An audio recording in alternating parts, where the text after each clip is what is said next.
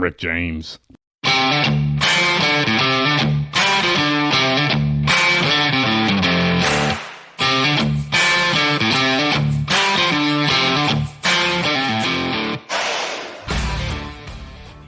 Hello and welcome back to Bourbon Barrel Talk. Today's episode is sponsored by Matt Wagner with Oxenus Partners Wealth Management. Matt and his team specialize in strategic investment and financial planning. With over 70 years of combined experience, they will help find the best solution that fits your investment needs. Call Matt today, 812-725-8649. That's 812-725-8649. So, fellas, welcome back to another episode. Today we have Mr. Josh Hillman and Toby Hatfield with us today. How we doing, fellas?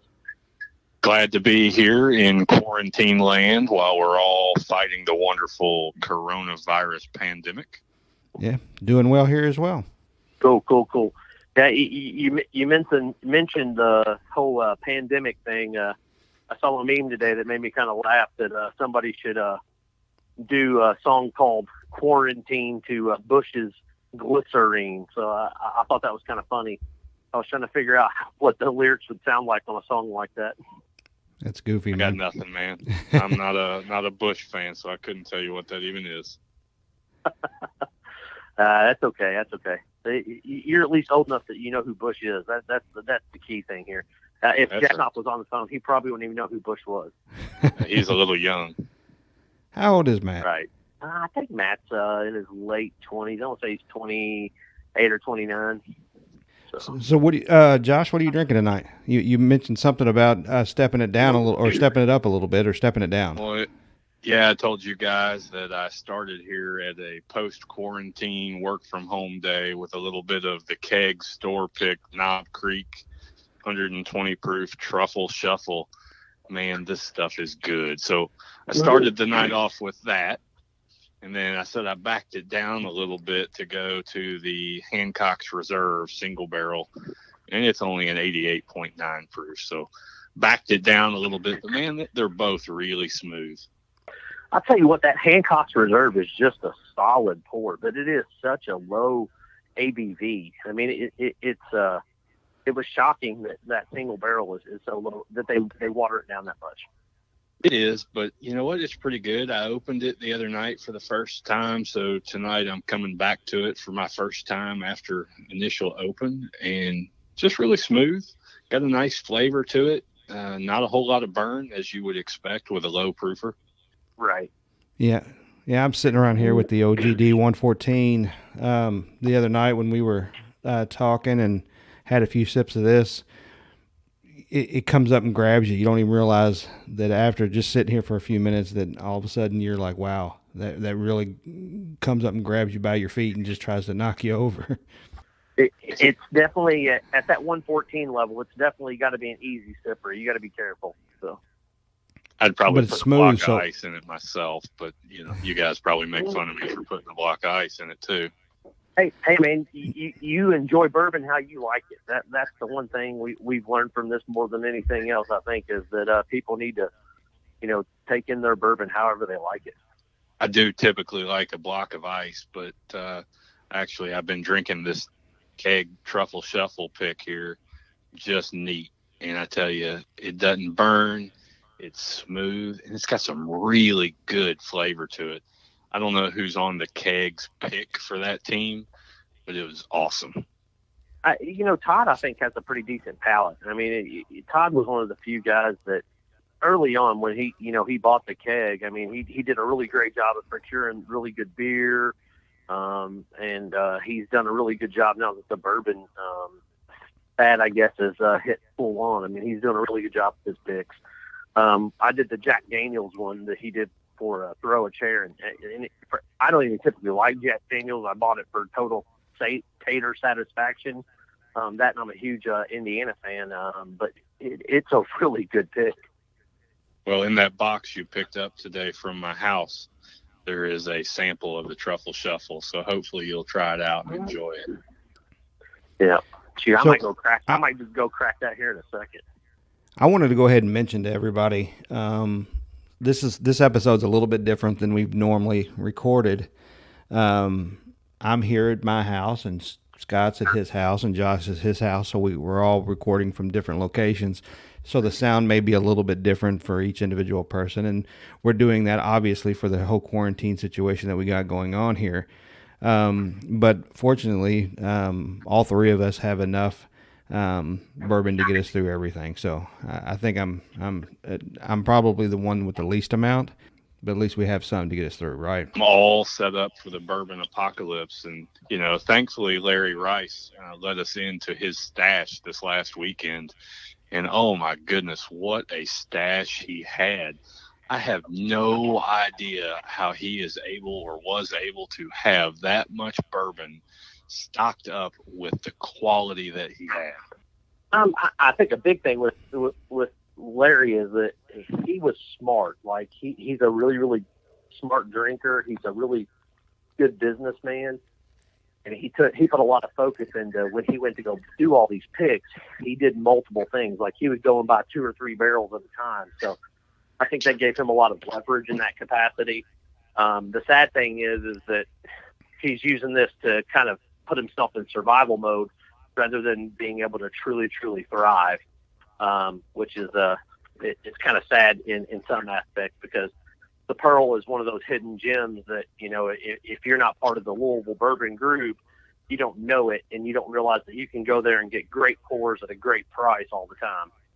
You absolutely can. So when I went, I was one of the lucky to be in, I want to say, the top 25 Saturday that got into the store to go and pick. And, everybody was very sanitized, and, 2 or 3 people in the store at a time, and sanitizing, wiping things down.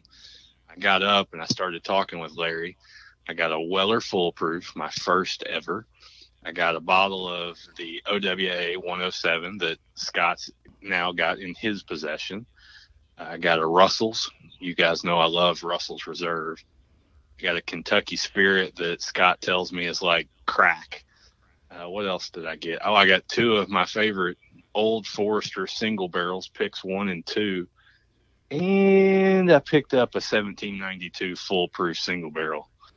Pretty good. You picked up that bottle of Blanton's for me, though, right? Oh, I did get a bottle of Blanton's that you seem to think you've got claim on.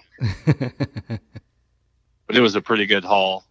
And, speaking of the Old Forester single barrel, I don't know that I've been on the show since you guys did the March Madness and eliminated my daily drinker, Old Forester single barrel. The Knopf seemed to knock it off the list because they're not all consistent. It's a little chapped about that, fellas. Well, we didn't knock it off. The people knocked it off. The people voted, and they're the ones who picked up which bourbons that they wanted to move on. Now the Knopf even let it into the 64. Yeah, no, it actually did make the 64. It was one of those ones that was, I guess, left off for a specific reason, and Matt had his thought process behind that, and I guess he gave us enough leadway on some of the other single barrels, so we took advantage of that, and I do greatly apologize because I know that's one of your favorites. It's all right. I have picked up a couple of extra single barrels since you guys started March Madness. Picked up one at Old Forester, or actually 2, the Cherry Picker and the Honey Orchard. Both phenomenal. I think that's what you were drinking we picked that up for you the other day, Scott. That's what you was having the other night, right? Yeah, that's what I was drinking the other night, was the Cherry Picker. Matter of fact, I just poured this Truffle Shuffle, so let me see what it's gonna. Oh man, the nose on that thing is sweet. Oh. So, you Josh, you didn't get on the episode the other day where we tried the Oak and Eden. So I'm going to actually, I may just go ahead and drop a bottle off with Scott or somebody, or bring it to you just to take the rest of the bottle and get to try that. And maybe the next time we do one of these, you can let us know what you think of that as well. Yeah, if this quarantine thing lasts very long, we're going to have to mail little sample bottles to each other so we can all, in distant locations, give our opinions. Yeah, I know that we're working on the pick from Spirits of French Lick, and I think they're going to mail the sample bottles out. So I'm not exactly sure how we're going to get together to do that, but I would love to have yours and Scott's and Matt's and everybody else's opinions on that, to make sure that we pick out the best barrel possible. Scott, go ahead and tell us what you think about the Truffle Shuffle. So I've tried it. It's actually really, really caramely. It's got some really nice notes. It's a little sweeter than I would anticipate for a typical Knob Creek pick. But man, I'm gonna tell you what, and I know Toby loves this word, but the viscousness or the viscosity that this pour has is just really, really nice. I mean, it hangs to the just glass. Say your real word. Just say the real word. Viscosity. You've never once produced any clip of me saying what you said that I said. Okay. Viscosity. All you gotta go is listen to like episode 2 or 3 of this podcast. I think Toby's full of padoodity. but this is a solid pour. I will say they did an excellent job on this Knob Creek pick. I agree. I don't know who is on the picking team, but they did a really good job. So when they released this one, they released another one, and you had to go to each of their 2 different locations to get one. This one, I think, beats out the other one, but both are very good. So they had the Truffle Shuffle, and refresh my memory on the other one. What was the other one called? It was something about cotton, and I think it was a play off of the movie Dodgeball. Oh, that's right. Yeah, that's right. Yeah, Dodgeball. I probably got it in here. Hold on a second. I'm walking into the bourbon bunker. It's something like you've got it right there, cotton or something like that. Yeah, it's got the picture of Jason Bateman and the other guy. They're talking about the dodgeball thing. So yeah, it says that's a bold move, Cotton. That's a bold move, Cotton. That's it. Yeah. So what's that double oak pick that the Louisville Bourbon Hounds have recently it's got a lady's name on it. I can't think of the name of it right off the top of my head. Sadie Hawkins bottles? Yeah. Yeah. Should I know who Sadie Hawkins is? So, well, no. I guess the old lore is the Sadie Hawkins dance where ladies pick. So that's why it's called that. It's the ladies picked it. So Craig's wife and a group of women went to Woodford Reserve and picked out that barrel. So that's why they call it the Sadie Hawkins, is because a Sadie Hawkins dance, if you remember from like 16 Candles and some of those rom-coms from the 80s, they call I've never seen any of them. The pick. Okay, well, the girls, when they get to invite the guys to the dance, they were always called Sadie's Hawkins dance. So that's where that comes from, Toby. Okay. Maybe I'm just not cultured enough. Obviously not, but that's okay. You know, we still love you. But I'm kind of curious about that bottle. I did not buy one, and they were sold out. But Craig said that if people didn't start to go pick them up, they were going to open up a second wave. I can't decide if I want to go get one or not. I did get one from the LBC's Honey Barrel, and I really enjoyed it. But I've always liked the double oak. So, but the double oak this year, I will say, was phenomenal. I got 3 bottles of it, and I polished off one really quickly. So I've got 2 left. So I picked up a bottle of the Honey Barrel, but I haven't opened it yet. I am looking forward to opening it. I felt like what we really needed to do, what would be really fun, would be for us to do like a keg night pick, where we sample a bunch of the keg single barrel picks, or we do a LBC night pick where we open up and sample a bunch of the Louisville Bourbon Club picks and try them out.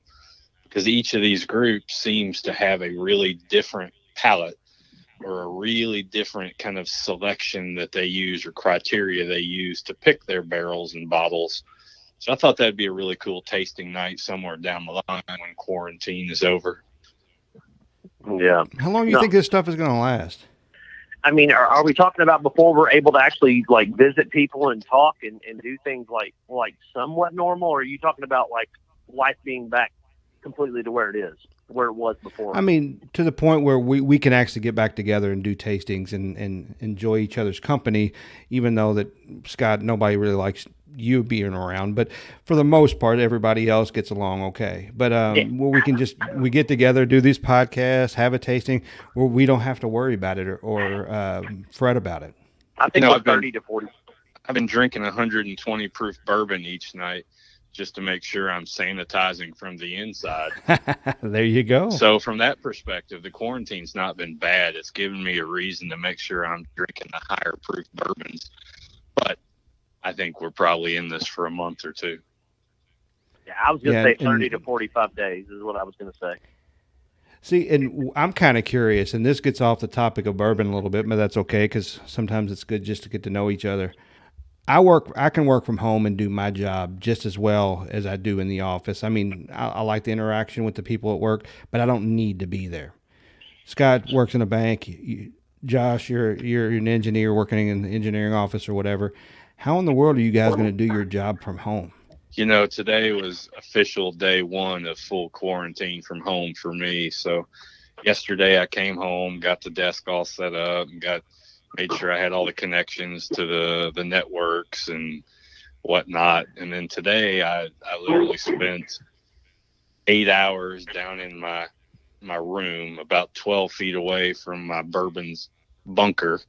And I'm down here, and my cell phone battery at about 4:30 was looking about 20%. And so it meant I spent a whole lot of time talking on the phone today. Not a whole lot of time on social media or anything, but a whole lot of time talking, texting back and forth with coworkers. And, it's going to be different. I think it's going to be really a little difficult for the first week or so.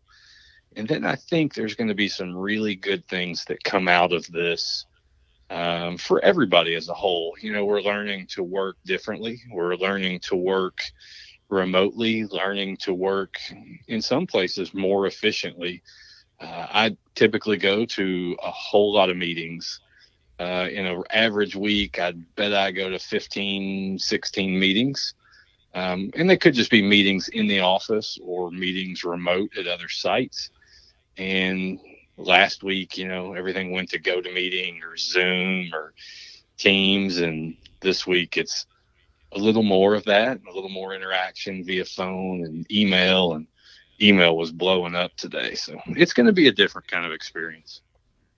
Yeah, that's the one thing you will notice is when you work from home. Anytime I work from home, your emails tends to be a lot bigger because people don't walk all over to you and just ask you a question. They're going to send you an email. So you're going to be spending a lot more time on email and sending them back and forth. But yeah, so do you feel like you can do your job just as well from home than you would in the office? I'm just curious. I honestly don't know. I'm going to miss the interaction, in person with people. And there'll be some, we're used to laying plans out and talking about construction and things that are going on, but we're going to adapt. I mean, I've learned 10 different things today on our Office 365 program. And I was very happy to say that I was able to make my printer scanner actually scan today without an IT guy. So, good things happen.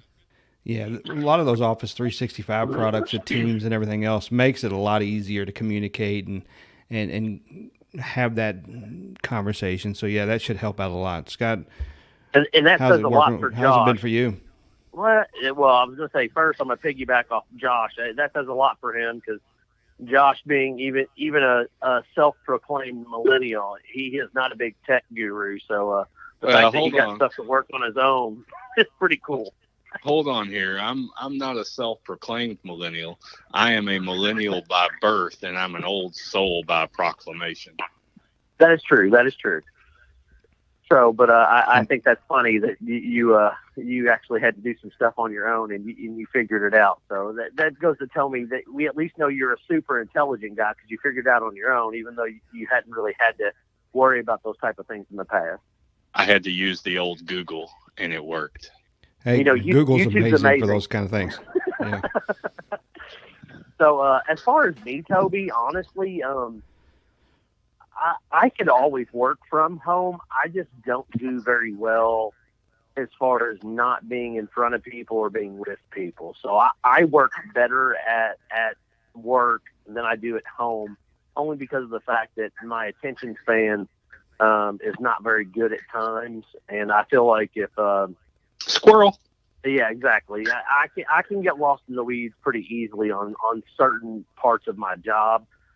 That being said, right now we are in such a trying time for small businesses, and our clients are really, really struggling. Well, a huge chunk of our clients are struggling. The other chunk are really thriving through this process, which is kind of weird when you think about it. But it's really been interesting, I can say. But I've worked quite a few days at home by myself, and then I have worked a couple of days in the office, so I can be just as thorough. The thing is it's kind of hard to meet with clients and do the things that I typically do to make my job more customer centric. We'll just put it that way. Knowing you for as long as I have, you've always been a good salesman, and that's something that real skill set of yours. Probably how you can get all these people to talk them into buying you bottles at cost and stuff like that. But I don't know how you could be successful, because you can talk to people over the phone, but the personal interaction that you have is so much different, and that's why you're a good salesman. So I hope you can pull it through while you're having to work from home. But when you get back in the office, I know we all know that that's where your really strength lies. Oh no, absolutely.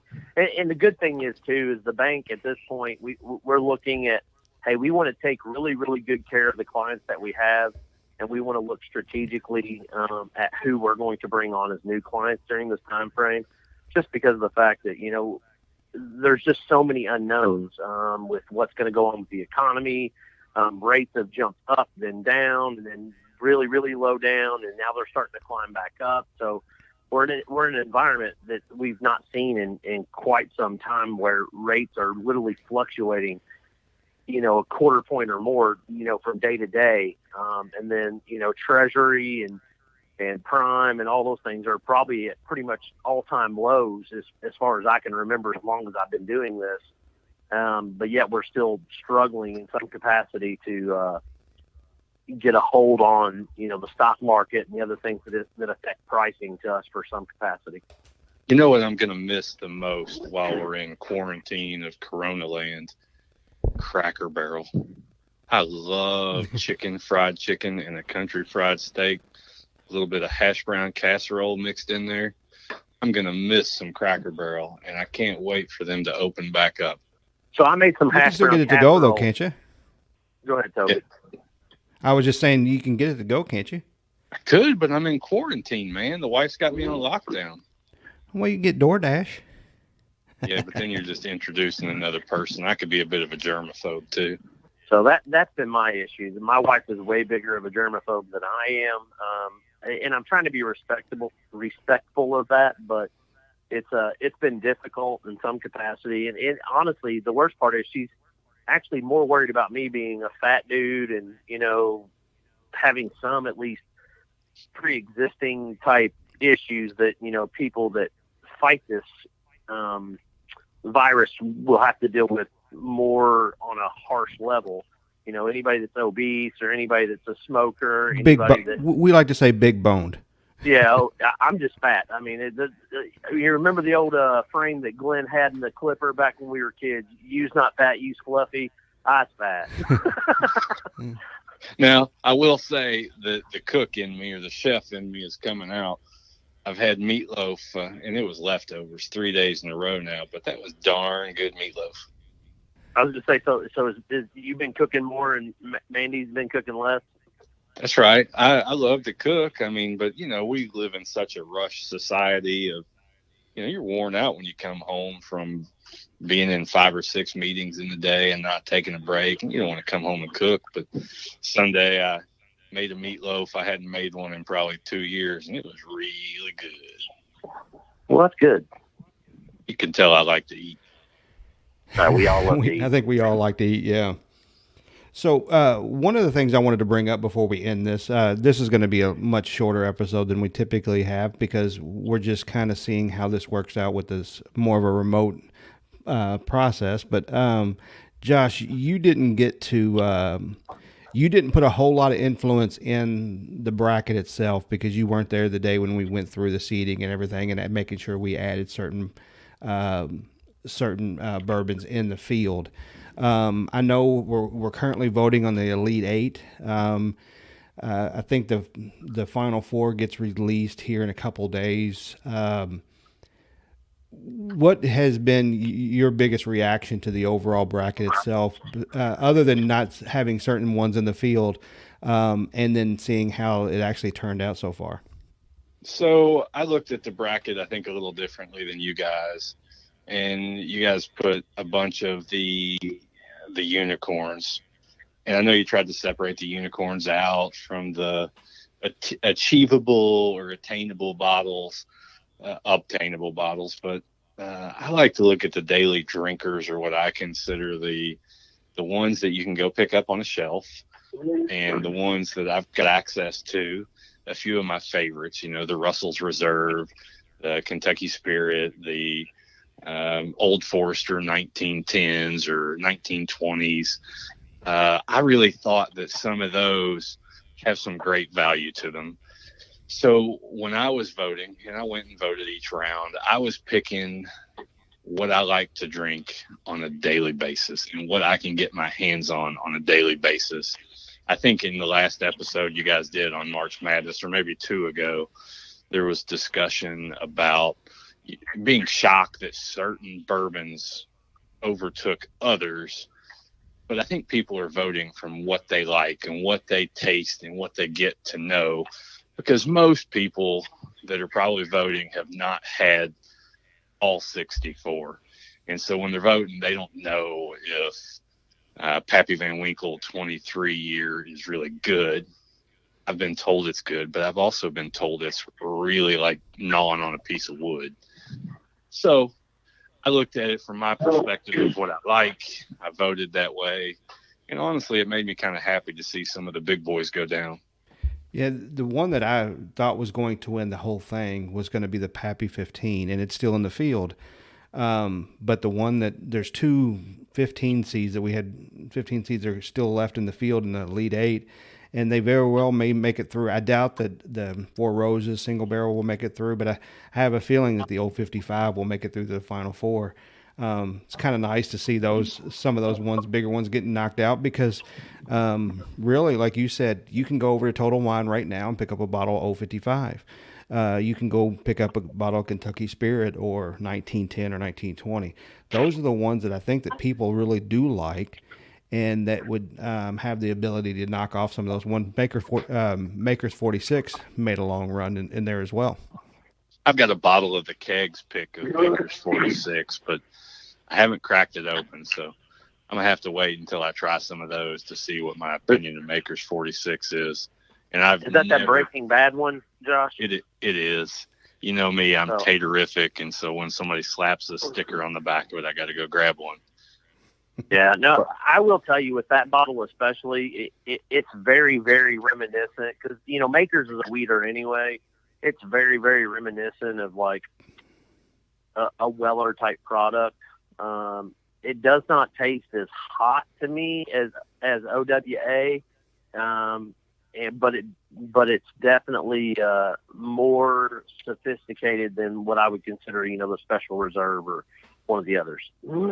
I can't go back to Makers very much, and it's one of those things. It's like drinking Jack. You're thinking Jack and Coke, and I always think of Makers and Coke or something. So for me, it's just not there with Jack Daniels, and it's not there with Maker's Mark for me. But that's just me. I was going to say, I don't disagree. I like I told you, for the longest time, I just avoided Wild Turkey just in general, because it was one of those things that, I thought of it as being a cheaper whiskey. And then the more I've drank it, the more I'm like, dang, man, I've been missing out on some of this stuff for a long time. So it's good. See, I think the two distilleries that people kind of sleep on for whatever reason, with a lot of their products, because they thought they've always been kind of labeled as maybe a cheaper product, is Wild Turkey and Heaven Hill, and both of them are doing some really great things and making some really great products. Yeah, no, Heaven Hill makes a lot of really good stuff. I love some turkey too. I've been drinking a lot of it lately. So So Scott, I'm going to go ahead and let you round this out. This was, just like I said, it was a quicker episode. Our next one will probably be remote as well when we review the final, going into the final four in the championship in the bracket, seeing if Old 55 did make it on through. So I'll go ahead and let you turn it over to you to go ahead and get us out of here. Good deal, good deal. So, hey, if you're looking to speak with anybody from Bourbon Barrel Talk, you can email us at bourbonbarreltalk@gmail.com.